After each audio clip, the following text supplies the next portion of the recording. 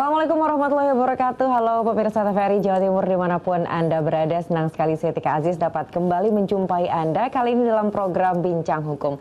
Dan di kesempatan kali ini kita akan berbincang seputar Perda Kawasan Tanpa Rokok. Kita akan bicara tentang tertib regulasi dalam upaya untuk sehat bersama. Dan sudah hadir di studio TVRI Jawa Timur Ketua Bapemperda DPRD Provinsi Jawa Timur Bapak Yordan M. Batarago ST.MSI. Halo Pak Yordan, selamat sore. Apa kabar Pak? Selamat sore, kabar baik. Kabar baik. Dan di samping Pak Yordan sudah ada Kabid Pencegahan dan Pengendalian Penyakit dari Dinas Kesehatan Provinsi Jawa Timur. Kita sapa terlebih dahulu ada Ibu Dr. Gigi Sulfi Dwi Anggraini MKes. Halo Bu. Assalamualaikum. Waalaikumsalam. Sehat juga ya Bu ya? Alhamdulillah sehat Mbak Tika. Baik. Ini menarik sekali kita bicara soal Perda Kawasan Tanpa Rokok. Sebenarnya waduh sudah ramai sekali kalau terkait dengan kawasan tanpa rokok ini. Semakin hari semakin banyak orang yang bicara kalau yang tidak merokok ini juga punya hak untuk udara bersih dan bebas dari asap rokok. Nah ini menarik sekali seputar itu. Kita akan awali dari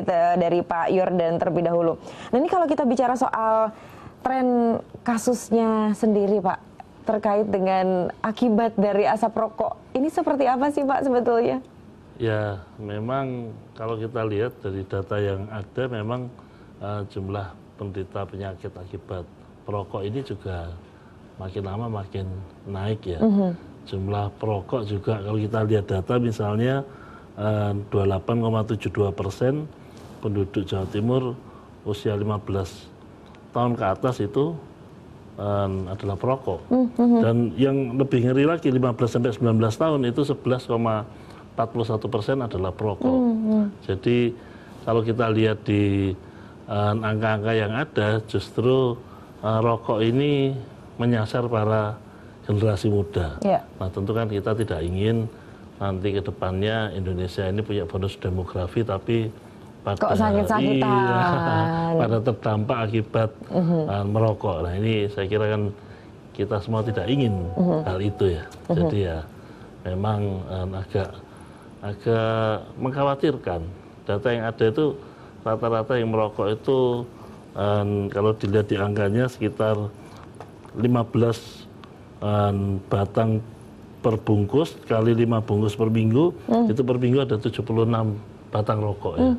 Nah ini ya kita ingin agar masyarakat Indonesia khususnya generasi muda ini sehat semuanya. Iya. Baik.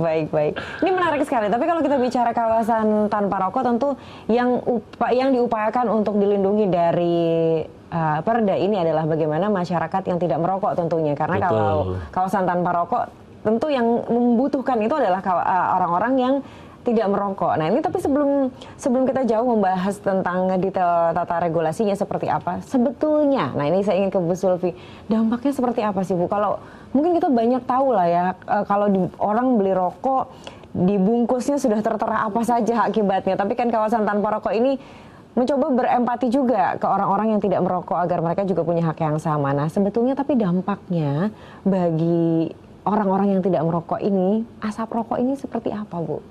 Iya, terima kasih Mbak Tika. Jadi memang merokok itu salah satu faktor ya, faktor risiko untuk terjadinya penyakit tidak menular. Ya. Jadi kalau kita lihat baik itu perokok aktif maupun perokok pasif, itu semua punya potensi untuk terjadi penyakit tidak menular. Ya.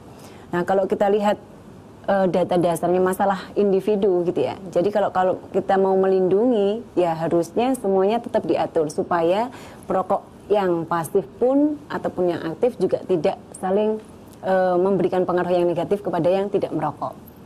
Oleh karena itu kenapa adanya aturan untuk kawasan tanpa rokok ya, sehingga semuanya itu saling terlindungi dan akhirnya harapan kita mengurangi angka kesakitan dan angka kematian karena penyakit akibat rokok. Nah, harapannya seperti itu.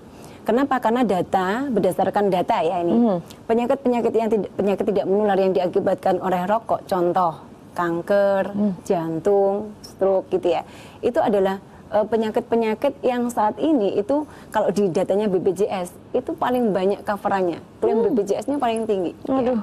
Nah jadi kalau kami tidak mengatur, ini akhirnya kami khawatirnya adalah angka kesakitan, angka kematian akibat penyakit tidak menular itu bisa tidak terkendali. Itu harapan kita, sehingga dampaknya kita sudah prediksi itu, makanya promotif preventif kita coba cegah dengan kawasan tanpa rokok. Sebenarnya kalau kita bicara rokok ini dilematis ya Pak ya, dan Bu Zulfi ya, memang mungkin salah satu pendapatan terbesar kita adalah dari rokok, tapi ternyata klaim untuk kesehatan juga yang paling besar adalah penyakit-penyakit yang diakibatkan dari rokok juga. Ini tentu betul jelas, sehingga bisa berjalan beriringan antara pendapatan dan juga kesehatan masyarakat gitu. Tapi kalau kita bicara perdanya sendiri, Pak Yordan, salah satunya kan memang ada Perda nomor 4 tahun 2024 ya Pak ya. Tapi sebenarnya Perda ini bicara apa aja sih Pak secara lebih detail? Ya, Perda ini mengatur tentang kawasan yang kita tidak boleh merokok ya.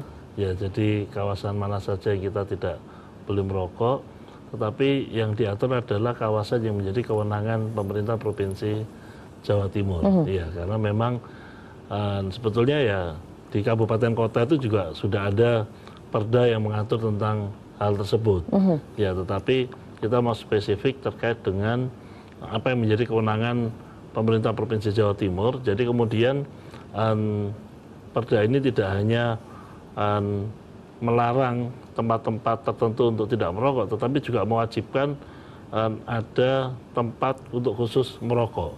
Nah, tempat khusus merokok ini termasuk misalnya tempat-tempat kerja, itu kalau itu menjadi kewenangan pemerintah Provinsi Jawa Timur, maka ya harus dibangun tempatnya. Ya, dan itu kan menyangkut juga anggaran pemerintah provinsi, sehingga kemudian ya memang harus kita buat perda agar kemudian bisa ada anggaran disiapkan untuk menyiapkan kawasan tempat khusus untuk orang boleh merokok dan yang bebas asap rokok. Betul, dan itu terpisah dari gedung utama karena itu diatur tidak boleh menyatu dengan gedung utama. Baik. Ya.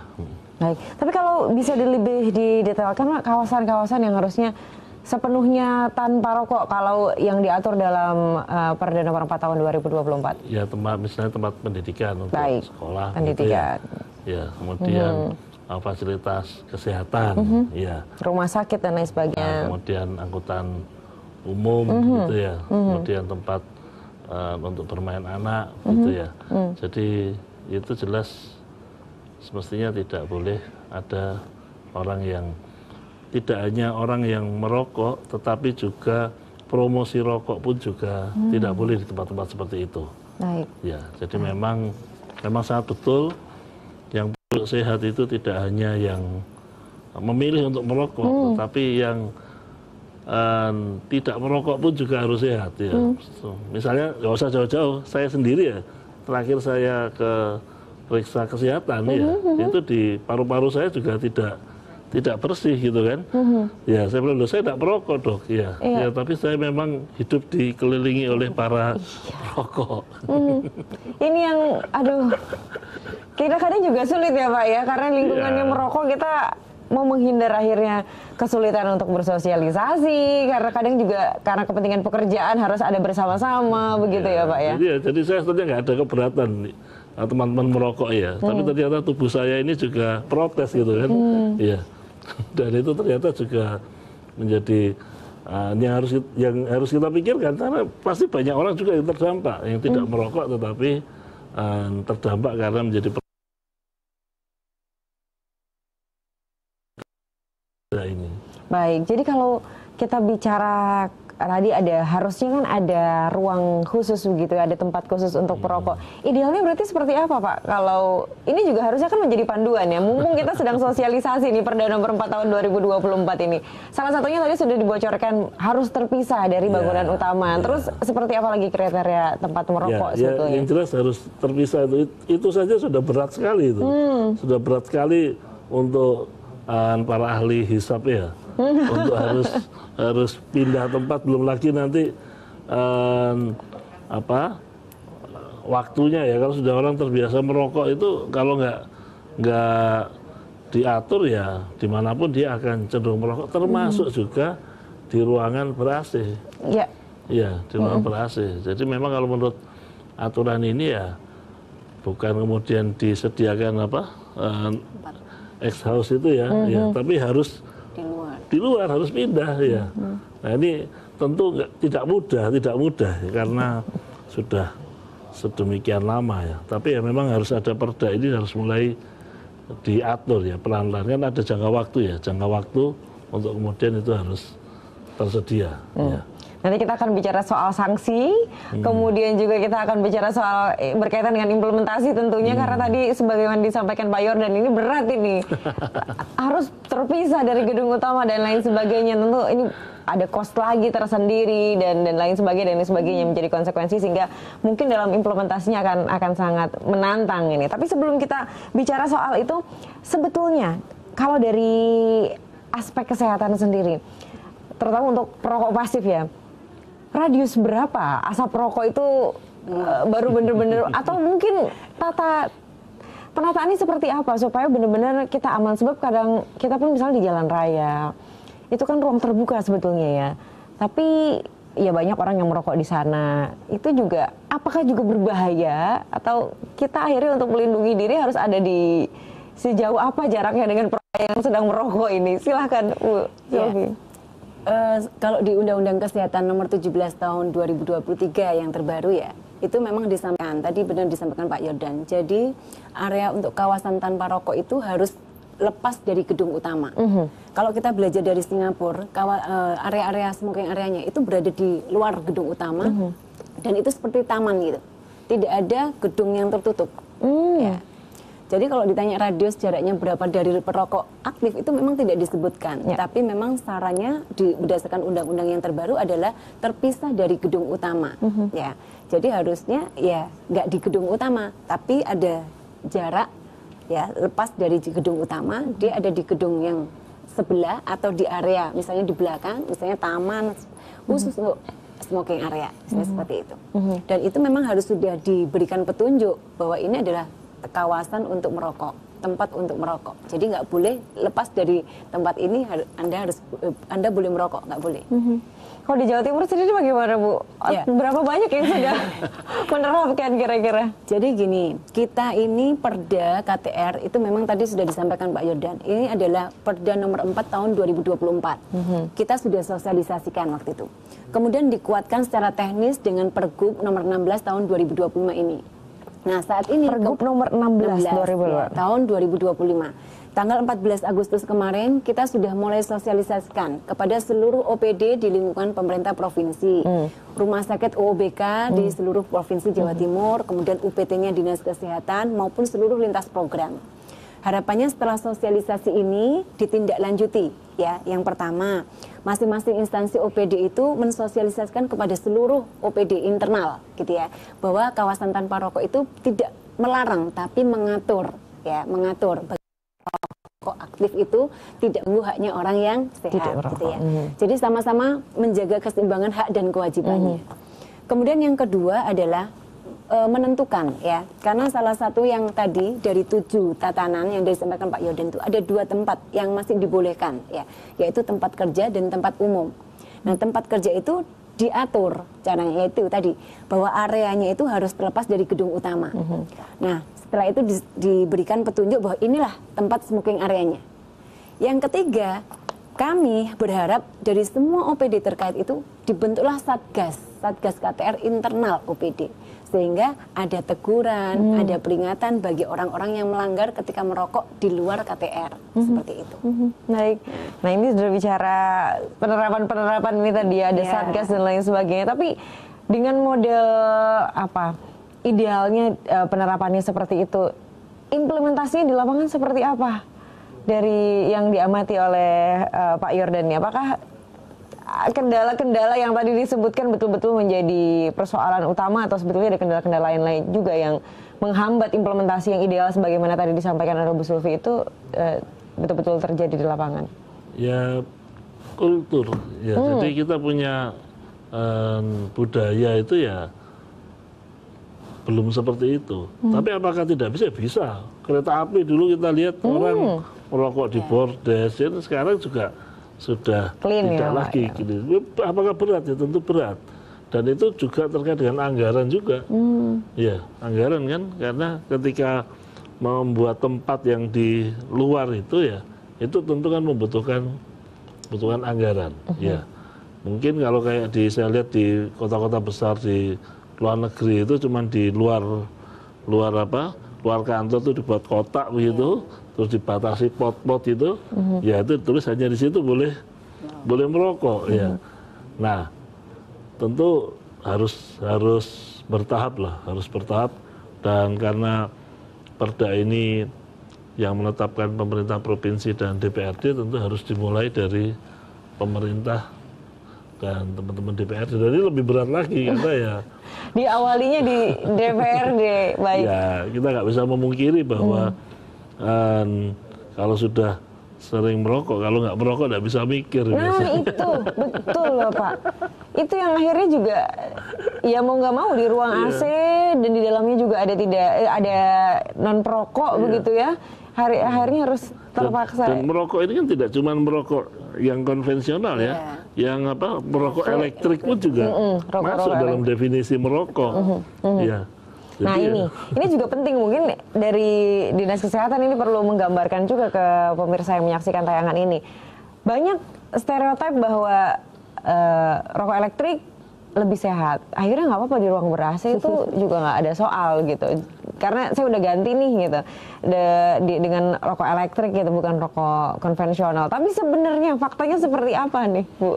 Ya, jadi kami dari sektor kesehatan ya melihatnya, bukan dari sektor industri. Mungkin sudut pandang yang berbeda. Kalau melihat dari sektor kesehatan, justru rokok-rokok yang elektrik itu kandungan nikotinnya itu kadang-kadang tidak ada batasnya. Jadi tergantung dari marketingnya juga kan. Ya. Jadi banyak masyarakat yang menganggap bahwa rokok elektrik itu lebih bagus, lebih aman, lebih nyaman gitu ya. Tapi justru dari sektor kesehatan kami melihatnya itu justru punya potensi yang lebih bahaya. Kalau kita lihat di medsos sekarang saat ini ya, sudah banyak masyarakat yang menyampaikan bahwa ketika menggunakan produk ini ya rokok elektrik ya, itu akhirnya saya terkena sakit seperti ini. Itu kalau dilihat kurun waktunya jauh lebih pendek dibandingkan rokok yang konvensional. Ya. Jadi kalau dari sektor kesehatan sebenarnya potensinya sama saja, tapi karena kandungan itu jauh lebih tinggi dibandingkan rokok konvensional, mungkin potensinya jauh lebih besar. Nah, itu dari aspek sakit ya. Nikotin, Bu. Artinya itu kan untuk perokoknya. Tapi kalau kita bicara asapnya, karena kita bicara dampak ke bagi non perokok begitu ya. Rokok elektrik ini seperti apa dampaknya untuk? Jadi karena saya bukan perokok ya, tapi ini info-info yang kita dengar. Jadi kalau kita tanya, kadang-kadang rokok-rokok elektrik itu tidak ada asap yang terlihat, tapi kadang-kadang ada yang baunya, wangi dan lain sebagainya ya. Jadi informasinya itu bila mana ada bau, biasanya itu ada asap, tapi asapnya kadang tidak terlihat. Ya. Nah, memang di industri itu ya kalau saya melihat sepertinya marketingnya itu menyampaikan bahwa rokok ini ada yang baunya buah, ada yang baunya permen kan gitu ya. Nah, itu dari sisi marketing. Tapi kami dari sektor kesehatan tetap saja kalau kandungannya seperti itu membahayakan dari sektor kesehatan, potensi untuk faktor resikonya penyakit tidak menular juga bisa terjadi. Bisa terjadi termasuk bagi non perokok, artinya perokok pasif. Elektrik pun bisa. Itu gitu. Juga tetap punya potensi untuk terdampak begitu ya. Nah, ini cukup berbahaya. Artinya, jika Anda pemirsa juga merupakan perokok dan perokok elektrik, bahkan mungkin ya yang punya pandangan itu lebih sehat dan lain sebagainya, tetap harus kita waspadai bersama, karena bukan hanya rokok konvensional yang bisa membahayakan lingkungan sekitar atau membahayakan bagi perokok pasif, tapi perokok-perokok elektrik pun sebetulnya asapnya ini juga bisa mengganggu lingkungan sekitar. Dan kita masih akan kembali lagi berbincang dalam Bincang Hukum terkait dengan Perda Nomor 4 Tahun 2024 tentang kawasan tanpa rokok. Tetaplah bersama kami.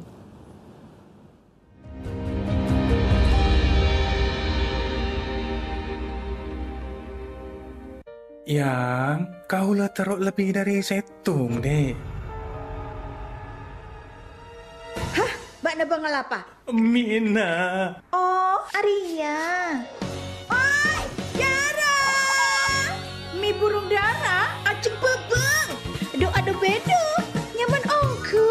Terus deh. Mi burung Dara, pedas gurih. Kenyal, tul mata tak iya? Terongku. Indonesia Ongko. Ropol! Mie burung dara gurih pedes. Minyak cabenya nambah. Burung dara instan, mie legend, beda bubuna. Empat rasa, lebih arasa. Mie burung dara, nyaman nyambung terus.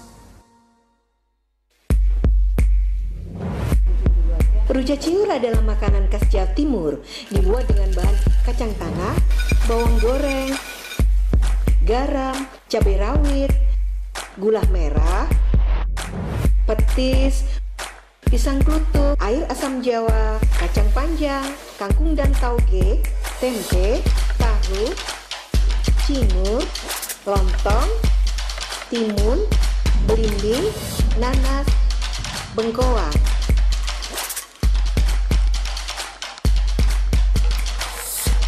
Masukkan semua bumbu dalam cobek. Ulek sampai halus dan tambahkan sedikit air asam jawa. Tambahkan petis dan ulek kembali sampai tercampur rata. Masukkan sayur, cingur dan buah-buahan. Rujak cingur siap disajikan.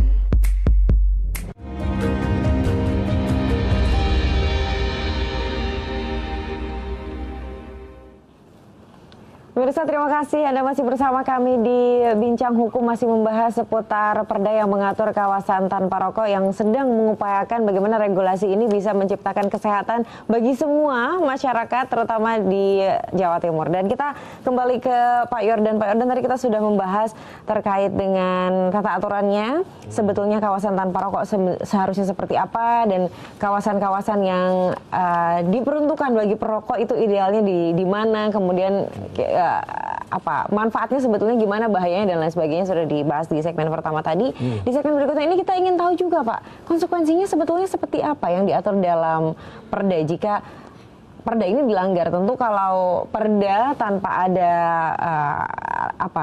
aturan-aturan yang mengatur tentang konsekuensinya dan lain sebagainya, ini bisa jadi hanya sekedar himbauan kan begitu, dan masyarakat juga akhirnya akan leluasa untuk melanggar itu. Seperti apa sebetulnya? Ya, jadi untuk sanksi itu dibagi menjadi dua, antara orang yang melanggar dengan pengelola atau penyelenggara instansi pengelola atau penyelenggara. Kalau yang setiap melanggar itu, yang orang yang melanggar ya pertama diberi teguran lisan, serta diminta untuk menandatangani pernyataan untuk tidak melakukan hal itu lagi. Kalau masih melanggar lagi diberi peringatan tertulis, ya peringatan tertulis pertama, kemudian jangka waktunya 3 hari, terus melanggar lagi diberi lagi peringatan tertulis kedua, jangka waktunya 2 hari, melanggar lagi diberi peringatan tertulis ketiga, jangka waktunya 1 hari. Nah kalau masih melanggar lagi kena denda administratif 250.000 ya. Jadi itu bagi orang yang melanggar. Kalau penyelenggaranya sama tahapannya, ya. Cuman kemudian nanti sanksi dendanya itu 50 juta dan kemudian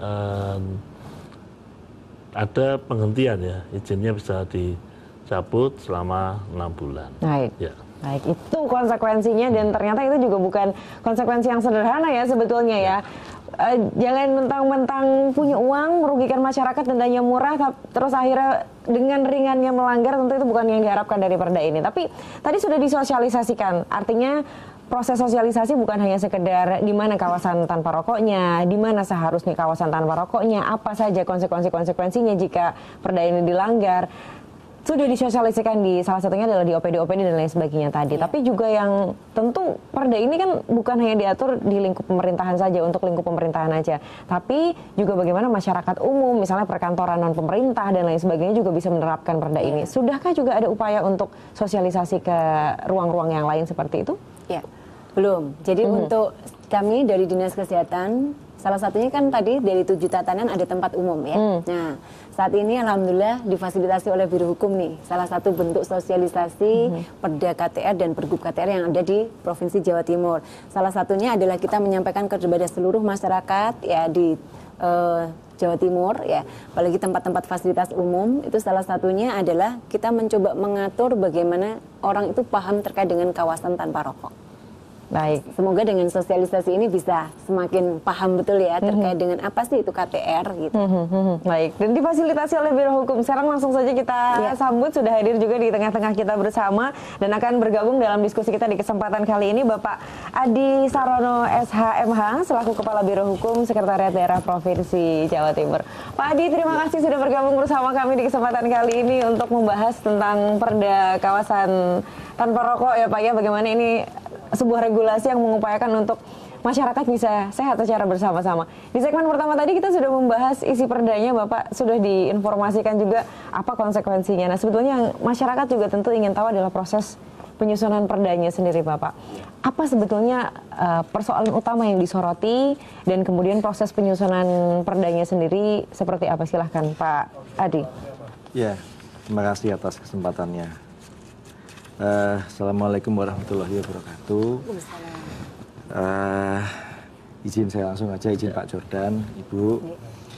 Jadi dalam mekanisme pembentukan perda itu kita akan melalui sebuah proses dan tahapan yang memang sudah diatur dalam ketentuan peraturan undang-undangan, yakni Permendagri nomor 80 dan 120, di mana di dalam tahapannya mengenal ada 5 fase.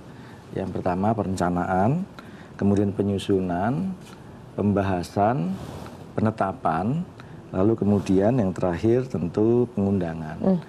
Nah, perencanaan, di fase perencanaan inilah kami selalu berkoordinasi. Kita mengusulkan rancangan produk hukum apa yang pada tahun berikutnya akan dilakukan pembahasan, atau barangkali mungkin ada produk hukum yang sudah direncanakan tetapi ternyata tidak bisa bergulir karena satu dan lain hal, maka ini juga akan perlu dilakukan penyesuaian untuk tidak lagi dimuat di dalam perencanaan. Nah, di dalam tahapan ini selain melibatkan eksekutif, dalam hal ini pemerintah Provinsi Jawa Timur dan tentu saja DPRD Provinsi Jawa Timur, ada tahapan harmonisasi yang saat ini harus dilalui dengan melibatkan Kementerian Hukum, dan tahapan ini menyisip di setelah penyusunan sebelum pembahasan. Jadi kalau penyusunan itu kalau inisiatifnya dari kami, maka tahapan penyusunan itu dilakukan antara perangkat daerah pengusul dengan Biro Hukum sebelum ke DPRD. Nah, di tahapan itu diajukan lebih dulu fase namanya harmonisasi ke kantor wilayah Kementerian Hukum. Lalu kemudian dilakukan pembahasan dengan DPRD Provinsi Jawa Timur. Lalu setelah pembahasan, kemudian ada satu tahapan sisipan lagi di antara 5 tahapan besar ini, yakni permintaan fasilitasi atau evaluasi kepada Kementerian Dalam Negeri. Saya kira itu, Mbak. Baik. Terima kasih atas kesempatan. Sejauh ini perdanya sudah disahkan dan sudah disosialisasikan juga, Perda nomor 4 tahun 2024. Ya. Tadi juga sudah ada penguatnya yang mengatur terkait dengan hal itu, misalnya Pergub yang tadi disebutkan, Pergub nomor 16 tahun 2025 yang mengatur lebih ketat terkait dengan sanksi-sanksinya. Namun kalau kita boleh mundur lagi, sejauh apa masyarakat juga dilibatkan dalam penyusunan Perda nomor 4 tahun 2024, kemudian juga Pergub nomor 16 tahun 2025 yang mengatur terkait dengan kawasan tanpa rokok ini. Silahkan Pak Adi. Ya, terima kasih. Pelibatan masyarakat dalam setiap pembentukan produk hukum, terutama peraturan daerah, dan yang dalam hal ini perda tentang kawasan tanpa rokok ini sesuatu yang sangat penting. Dan di dalam ketentuan peraturan undang-undangan ada berbagai bentuk, mulai dari konsultasi publik, kemudian bisa dilakukan dalam bentuk FGD, sampai dengan nanti kemudian di fase setelah pengundangan, di sana masih ada lagi sosialisasi. Jadi masyarakat terutama yang mungkin akan langsung bersinggungan dengan produk hukum yang akan diterbitkan ini akan punya ruang untuk menyampaikan aspirasinya, akan menyampaikan apa-apa yang itu menjadi perhatiannya, agar supaya produk hukum yang diterbitkan ini nanti bisa efektif berlaku dan memberikan manfaat yang positif kepada masyarakat. Baik, dan sejauh ini memang proses itu juga sudah dilalui ya, betul-betul masyarakat diundang untuk bersama-sama melalui berbagai macam tadi alternatif cara FGD dan lain sebagainya untuk ikut terlibat dalam proses penyusunan ini. Baik, ada kata kunci yang menarik tadi, bagaimana kemudian keterlibatan masyarakat ini salah satunya juga diupayakan untuk memastikan nanti produk hukum yang dihasilkan itu betul-betul bisa efektif diterapkan dan menyelesaikan persoalan yang disoroti sebagai latar belakang dari produk hukum ini. Nah, kembali ke Pak Yordan, kalau kita bicara targetnya dari produk hukum ini sebetulnya, apakah betul-betul idealnya seperti apa sih? Apakah memang nanti kita akan melihat Jawa Timur itu betul-betul punya seperti Singapura misalnya, atau gambaran idealnya seperti apa sebetulnya? Ya, jadi memang di sini agak repot ya, karena kita ini tidak hanya perokok saja, tapi juga pabrik rokok ada di kita, betul, kemudian petani tembakau juga ada di kita. Jadi dalam pembahasan perda ini kami juga berdiskusi ya, minta masukan dari Gabungan Pengusaha Rokok, kemudian Asosiasi Petani Tembakau Indonesia, kemudian Aliansi Masyarakat Tembakau Indonesia, maupun dari Serikat Pekerja yang rokok, tembakau, makanan minuman ya, yaitu mereka yang juga sangat tergantung pada industri rokok ini ya. Jadi memang sebetulnya kita ini dilematis. Di sisi lain kita ingin sehat, tapi ini juga menjadi tempat bergantung, tidak cuma sekedar penggerak ekonomi, tapi tempat bergantung hidupnya masyarakat petani dan juga pelaku industri. Mereka yang bekerja ngelinting-ngelinting rokok itu sepenuhnya hidupnya tergantung pada industri rokok ini. Ya memang beda kayak misalnya di luar negeri ya, atau tetangga kita, mereka hanya apa namanya, mengkonsumsi saja, tidak ada produksi, konsekuensi lain. Nah di Indonesia ini beda. Apalagi Jawa Timur ya Pak ya, nomor satu. Jadi memang tidak bisa seketika ya. Memang harus perlahan, dan juga kemudian harus ada juga alternatif. Bagaimana misalnya para petani tembakau ya, mereka terus kalau nggak tani tembakau lalu bertani apa? Nah ini kan juga harus disiapkan, karena kan ekosistem tembakau ini tidak cuma petani aja, tapi ya yang ngangkut-ngangkut, kemudian yang ngirim, yang gulung, yang ngeringkan ya, belum lagi pabrik rokoknya. Itu kalau yang kretek yang diolah manual itu burung lintingnya itu juga banyak, dan masyarakat tergantung hidupnya dari situ.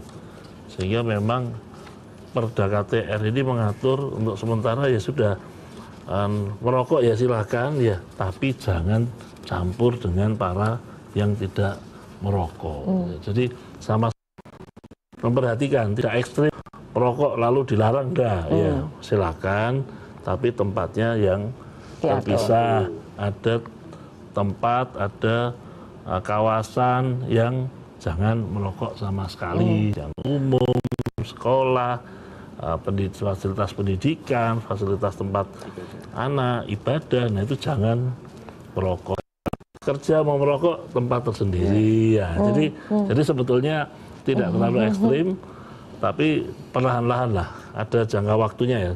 Kita harap tahun depan itu sudah mulai ada tempat khusus perokok itu di tempat-tempat kerja khususnya yang ada dalam kewenangan pemerintah Provinsi Jawa Timur. Baik, ya. Baik. Kembali ke Pak Adi sebelum ke Bu Sulfi. Pak Adi, kita bicara aturan ini sudah detail sepertinya ya. Proses penyusunannya tadi sudah semuanya dilakukan, keterlibatan masyarakat juga sudah, sanksi-sanksinya sudah dibahas detail juga. Tapi kemudian yang paling menantang adalah tadi dilematis soal penerapannya. Yeah. Nah, tapi sebetulnya siapa yang harusnya menindak ini? Kalau nanti ada misalnya lembaga atau instansi yang belum sepenuhnya bisa menerapkan ini atau bahkan tidak sama sekali tergerak untuk ikut melaksanakan perda ini, apa sebetulnya, siapa sebetulnya yang kemudian bertanggung jawab untuk menindak ini? Sebab kalau misalnya ini aturannya ada, tapi kalau penindakan yang tidak ada, tentu efektivitas yang tadi diupayakan itu juga menjadi harapan belaka akhirnya. Silahkan Pak Adi. Iya, terima kasih. Jadi sesuai dengan ketentuan yang diatur di dalam Perda nomor 4 tahun 2024, penegakan ini atau dalam hal ini kita melakukannya melalui proses pembinaan dan pengawasan. Ini dilakukan melalui satuan tugas khusus yang dibentuk dengan keputusan gubernur. Jadi satuan tugas itu dibentuk oleh oleh Ibu Gubernur untuk melakukan beberapa hal penting, antara lain untuk melakukan pencegahan, sosialisasi sampai dengan inspeksi lapangan untuk memantau sejauh mana penerapan zonasi atau pengaturan lokasi pembatasan untuk merokok ini bisa benar-benar dilaksanakan dalam lingkup-lingkup yang tadi beliau sampaikan, dalam lingkup instansi pemerintah Provinsi Jawa Timur, dalam lingkup BUMD Provinsi Jawa Timur, dan ada juga dalam lingkup pada pelaku usaha yang mengurus perizinan usahanya itu dalam lingkup kewenangan pemerintah Provinsi Jawa Timur.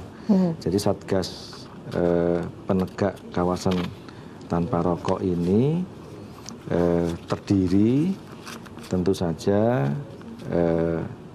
ada unsur perangkat daerah yang membidangi di sana, kemudian ada BUMD dan dari perwakilan entitas usaha yang tadi yang segmennya segmen perizinannya itu dalam kewenangan pemerintah Provinsi Jawa Timur. Baik. Saya kira itu, Mbak. Baik, jadi Satgasnya sudah dibentuk. Satgasnya yang bertanggung jawab sebetulnya ada satuan tugas khusus yang sebagaimana detail disampaikan oleh Pak Adi, dan mereka lah yang bertanggung jawab. Kita akhirnya mungkin kalau bertemu dengan Satgas-Satgas itu bisa menyampaikan kalau masih menemukan tempat-tempat yang tidak seharusnya bisa menemukan. Tapi kalau batasannya sendiri sebenarnya sampai kapan sih? Ini kan masih tahap sosialisasi ya, dari 2024 diperkuat dengan Pergub nomor 16 tahun 2025, ini masih tahap sosialisasi. Idealnya diterapkan betul-betul sepenuhnya, bisa disanksi dan lain sebagainya, ini mulai kapan sebetulnya, Pak Yordan? Ya, kita pinginnya 2026 lah. 2026. Ya, karena memang perlu ada sosialisasi. Ini pergubnya tahun ini sudah muncul, ya. Maka kita berharap sosialisasi bisa segera terlaksana secara masif. Ya, semua pihak yang terkait juga bisa tahu, tapi juga jangan lupa anggaran untuk menyiapkan tempat yang boleh merokok itu juga harus disiapkan. Ini mungkin dari Biro Hukum juga perlu mengingatkan ya, supaya tiap-tiap OPD ya, tiap-tiap BUMD ya itu juga mulai menganggarkan untuk membuat tempat merokok itu ya, khusus merokok. Baik. Ya, tanpa ada fasilitas itu ya tidak mungkin lah kemudian yang biasa merokok lalu di stop, tentu terjadi protes ya. Ya. Tapi artinya betul di wilayah pemerintahan misalnya OPD dan BUMD yang memang di bawah lingkup pemerintah daerah itu menjadi fokus utama. Tapi perda ini kan tentu juga menyasar pada misalnya kawasan-kawasan non pemerintahan yang harusnya juga bebas rokok kan ya. Sebetulnya seperti itu ya. Itu artinya mereka juga harus bisa ditindak. Misalnya di rumah sakit ya, rumah sakit swasta misalnya provinsi ya, yang menjadi kewenangannya provinsi, RSUD yang jadi kewenangannya provinsi, punyanya provinsi ya, seperti di Dr. Sutomo, Rumah Sakit Haji, kemudian Saiful Anwar, dan sebagainya, yaitu juga harus betul-betul ditegakkan. Ya, jangan sampai kemudian tahu-tahu kelewatan ada orang asongan yang jual rokok untuk yang biasanya kalau yang pasiennya pasti tidak, tapi kemudian yang nungguin pasien ini kan juga kadang-kadang bosan ya, terus di luar jalan-jalan biasanya di lorong-lorong atau di pinggir-pinggir, nah itu juga harus termasuk juga pemasangan tanda larangan merokok. Nah itu juga harus secara tegas segera disosialisasikan, jangan sampai kemudian masih ada ya. Masuk juga di kawasan angkutan umum ya, kita punya Trans Jatim ya, kemudian juga kita punya tempat-tempat sekolah ya, sekolah itu juga perlu dipastikan ya. Mungkin kalau sekolah sih mungkin sudah enggak ya, tapi kadang-kadang kita lihat nanti datanya gitu betulkah sekolah sudah tidak, karena tadi ternyata kalau dari data ternyata yang banyak perokok anak-anak sekolah. Ini krusialnya adalah di sana. Baik, kita masih akan lanjutkan lagi perbincangan kita terkait dengan upaya untuk menerapkan perda kawasan tanpa rokok. Pemirsa tetaplah bersama kami dalam Bincang Hukum.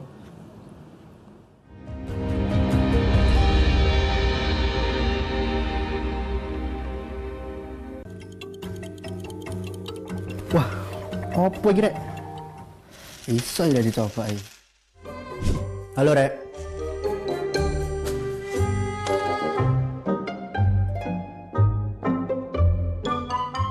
Dengar kabeh ya? Iya, Rek, wong duwe duwe kok tuku sak sembarange.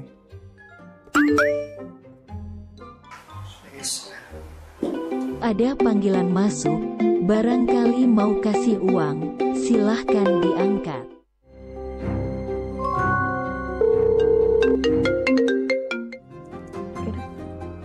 Halo? Iki sapa sih? Agus. Agus sing ngendi? Agus sing kono. Hah?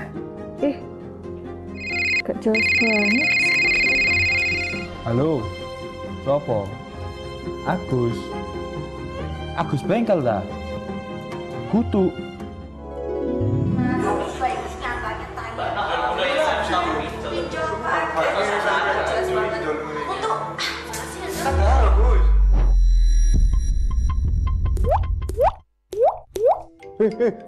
Wis kebek keringetmu. Apa awakmu? Gak apa-apa. Santai ya, apa-apa.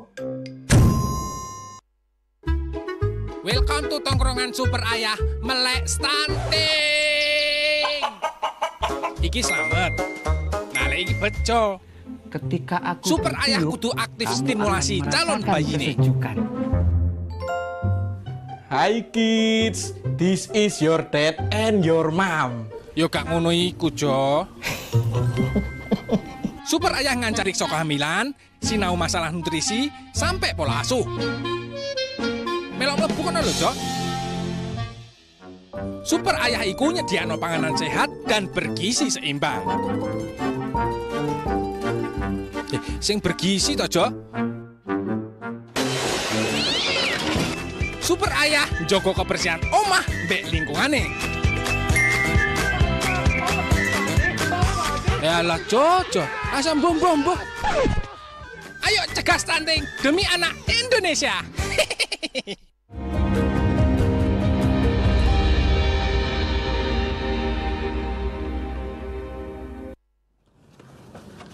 Pemirsa, terima kasih Anda masih bersama kami dalam Bincang Hukum, masih membahas terkait dengan Perda Nomor 4 Tahun 2024 yang mengatur kawasan tanpa rokok. Tadi kita sudah digambarkan secara lebih detail lagi bagaimana proses penerapan Perda ini dilakukan oleh pemerintah Provinsi Jawa Timur dan juga DPRD Provinsi Jawa Timur ya, diupayakan untuk bisa tersosialisasikan dengan baik supaya bisa betul-betul mencapai efektivitas yang ditargetkan. Namun sebelum itu sebetulnya ada proses penting juga yang harus kita pahami bersama terkait dengan bahaya asap rokok. Untuk itu mungkin kita akan kembali lagi mengulas dari aspek kesehatan. Bu Sulfi, silahkan, seberapa berbahaya sih sebetulnya asap rokok ini supaya yang merokok ini juga punya kesadaran untuk tidak membahayakan orang lain melalui asap rokoknya. Silahkan, bisa diingatkan kembali barangkali.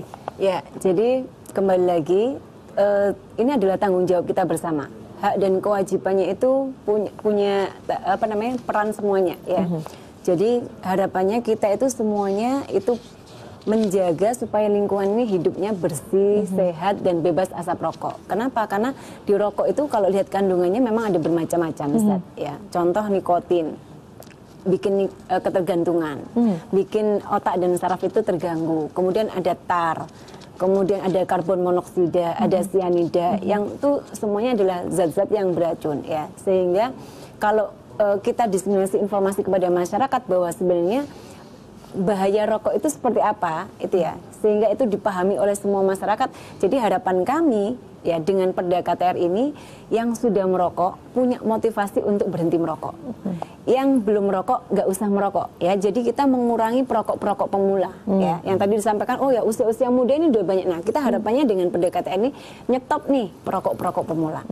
Kemudian yang ketiga tentunya harapan kita mengurangi angka kesakitan dan kematian karena penyakit-penyakit tidak menular yang akibat faktor resikonya salah satunya merokok. Tetap menjaga lingkungan yang bersih ya, sehat dan bebas asap rokok, itu tanggung jawab kita bersama. Sehingga harapannya nanti itu kita meningkatkan produktivitas kerja ya. Jadi semuanya sehat menuju Indonesia Emas 2045. Harapan kita. Iya, ya. Baik. Tapi Pak Adi, aspek edukasi yang isinya terkait dengan bahaya merokok dan lain sebagainya, apakah juga bagian dari sosialisasi yang diupayakan oleh Biro Hukum untuk memastikan Perda ini kemudian juga bisa disadari manfaatnya oleh masyarakat dan masyarakat juga tergerak untuk ayo sama-sama melindungi kawasan-kawasan yang seharusnya tanpa asap rokok? Iya, pasti Mbak. Jadi Perda ini ditujukan pada intinya itu untuk meningkatkan derajat kesehatan masyarakat Jawa Timur. Dan dilakukan secara proporsional melalui pemilahan, melalui mengatur agar supaya yang merokok masih bisa merokok, tetapi tidak mengganggu hak bagi yang tidak merokok untuk mendapatkan udara yang sehat dan bersih. Nah, agar supaya kalau mungkin di waktu-waktu lalu yang bukan perokok ini selalu terpaksa menjadi perokok pasif dan itu kemudian dampaknya secara kesehatan menjadi tidak bagus, maka dengan Perda ini diharapkan tadi yang beliau sampaikan mengurangi angka orang sakit karena merokok, tetapi juga ya masih memberikan ruang bagi orang yang memang masih ingin merokok, tetapi harus dilakukan di ruangan, di tempat tertentu yang tidak mengganggu hak orang lain. Baik, kembali ke Pak Yordan. Tadi sebenarnya Pak Yordan menarik sekali menyampaikan soal tantangan kultur gitu ya. Kita sepertinya terbiasa dengan kalau kita sedang produktif maka harus merokok. Entah itu di sekitar kita tidak merokok, walaupun ini ruangannya AC, maka ya kalau kebiasaannya merokok ya tetap merokok aja gitu. Nah ini sebetulnya tantangan kultural ini kira-kira apa upaya preventifnya juga supaya bisa terjawab begitu? Kalau dari gambaran proses penyusunan kemarin, apa kira-kira yang bisa diupayakan untuk aspek kultural ini? Kan tentu tidak cukup dengan adanya edukasi dan juga tidak cukup dengan adanya sanksi begitu ya. Apa pendekatan-pendekatan lain yang sebetulnya juga bisa diupayakan agar ya aspek kultural yang sebetulnya kita punya hak loh gitu untuk menyampaikan secara terbuka, tapi karena ada kultur yang seperti itu, kita jadinya kan terkendala kadang-kadang untuk menyampaikan. Iya, jadi memang edukasi ini juga kami berpikir ya, edukasi ini juga perlu disampaikan misalnya di sekolah-sekolah yang menjadi tanggung jawab pemerintah provinsi, bahwa orang yang tidak merokok itu juga berhak untuk sehat. Ya, jadi pemisahan secara tegas ruang di mana orang boleh merokok dan kawasan di mana sama sekali harus tidak ada asap rokok, itu memberikan kesempatan bagi non perokok untuk hidup sehat. Nah ini hak. Biasanya kan orang kadang loh ini saya punya hak untuk merokok ya, tapi orang yang tidak merokok juga punya hak untuk hidup sehat gitu kan. Jadi memang ini harus ditegaskan ya, bahwa kalau Anda ini merokok tidak di tempatnya, Anda itu berarti sedang dalam tanda kutip menyakiti orang lain, sesama manusia gitu kan, menyakiti orang lain. Nah kalau kamu menyakiti orang lain, nah ini berarti kan enggak betul gitu kan ya. Jadi secara kultur pun juga saya melihat yang paling ekstrim kan di kereta api itu ya. Kereta api itu kan ekstrim. Orang dulu biasa merokok, sekarang tahu-tahu tidak boleh. Dan itu bisa. Itu artinya apa? Ya bisa kalau kita mau ya. Cuman memang butuh political will, butuh kemampuan yang kuat ya, dan juga penegakan hukum yang tegas pula ya. Kalau di kereta api itu kan kalau kita tahun merokok langsung diturunkan, sudah tidak ada ampun itu. Karena memang fungsi penegakan hukum itu tidak hanya membuat yang bersangkutan sadar, tapi yang lainnya juga takut untuk melakukan kesalahan yang sama. Nah, tapi kalau itu di kantor-kantor dilakukan terus disuruh pulang begitu, tambah senang nanti Pak? Enggak. 250.000 kan? Iya, lumayan tuh Pak. Kalau 250.000. Kalau tiap hari atau perokok kan lumayan Pak ya? Iya. Jadi ya kamu milih mana ya? Merokok kena denda 250.000. Tidak apa-apa, tiap hari merokok maka tiap hari bayar 250.000, iya kan? Ya, jadi sebetulnya ya denda itu ya sebagai bentuk membuat orang sadar bahwa kalau dia merokok itu dia menyakiti sesamanya. Nah, memang di Indonesia harus begitu, harus ada penegakan. Jadi kan ada dua pilihan, kesadaran atau penegakan hukum. Ya, jadi orang bisa tidak merokok itu kalau bisa jadi karena sadar ini dinas kesehatan yang punya peran utama, atau penegakan hukum teman-teman Satpol PP ya yang bertugas untuk menegakkan perda. Jadi dua ini harus sama-sama jalan. Ya disadarkan tapi juga diberi sanksi ya, sehingga kemudian pendekatan kedua hal itulah yang saya yakin akan membuat perda ini berhasil. Selain juga karena ini membutuhkan anggaran tambahan biaya, maka ya harus disiapkan itu tempat khusus untuk merokok. Nanti mungkin dinas kesehatan, biro hukum, tolong diundang ini mumpung kita ini lagi membahas anggaran 2026 ya, renovasi macam-macam itu juga disiapkan tempat untuk khusus merokok. Ya. Baik. Sambil menunggu proses penyusunan anggaran untuk menciptakan ruang-ruang yang khusus untuk merokok dan kemudian juga proses penerapan dan kesadaran masyarakat tumbuh. Nah ini kira-kira kita sebagai masyarakat bisa apa nih Bu? Kalau kita ingin terbebas dari asap rokok. Padahal kondisi di lingkungan kita, bahkan ketika bekerja dan ruang AC itu merokok. Supaya kita dari aspek kesehatan tetap bisa terlindungi, haruskah kita menggunakan masker atau seperti apa? Itu pertanyaan pertamanya. Dan kemudian, tadi karena ini prosesnya adalah proses edukasi, begitu ya, mungkinkah masyarakat juga ikut terlibat? Nah kira-kira, dalam proses edukasi ini apa yang kira-kira masyarakat mungkin bisa lakukan supaya bisa mengingatkan mungkin atau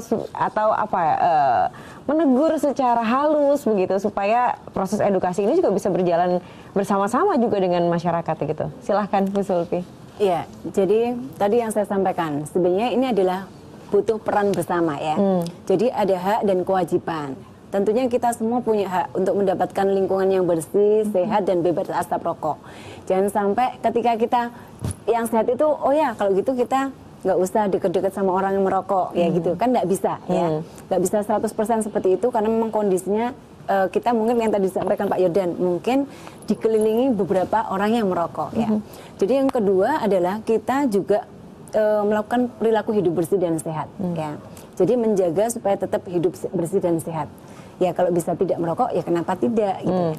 Semua tergantung dari niat dan komitmen. Kemudian yang ketiga adalah kita punya hak untuk mendapatkan informasi tentang bahaya rokok atau kawasan tanpa rokok secara komprehensif, lengkap dan benar ya. Karena apa? Karena kalau kita melihat di medsos-medsos itu kadang-kadang ada hoax-hoax yang juga sudah banyak gencar dilakukan. Nah, kita juga imbangi dengan informasi yang benar ya. Nah, kewajibannya ya tetap kita harus menciptakan bersama tentunya lingkungan yang bersih, sehat dan bebas asap rokok. Dengan adanya KTR ini, Perda KTR, kita berniat berikhtiar ya, sudah berikhtiar. Jangan sampai Perda dan Pergub ini hanya sebagai regulasi atau dokumen saja. Tidak bermakna kalau tidak diimplementasikan bersama. Sehingga tugas kita mulai sosialisasikan dari unit yang terkecil kita, misalnya keluarga, teman kita, saudara kita, teman sekerja kita gitu ya. Sampai di lingkungan yang besar, OPD gitu ya. Ataupun di semua lingkungan pemerintah Provinsi Jawa Timur, sehingga nantinya semua masyarakat itu paham bahwa Perda KTR yang kita susun ini bersama-sama ya, karena ini berdarah-darah, maksudnya ini perlu upaya ya.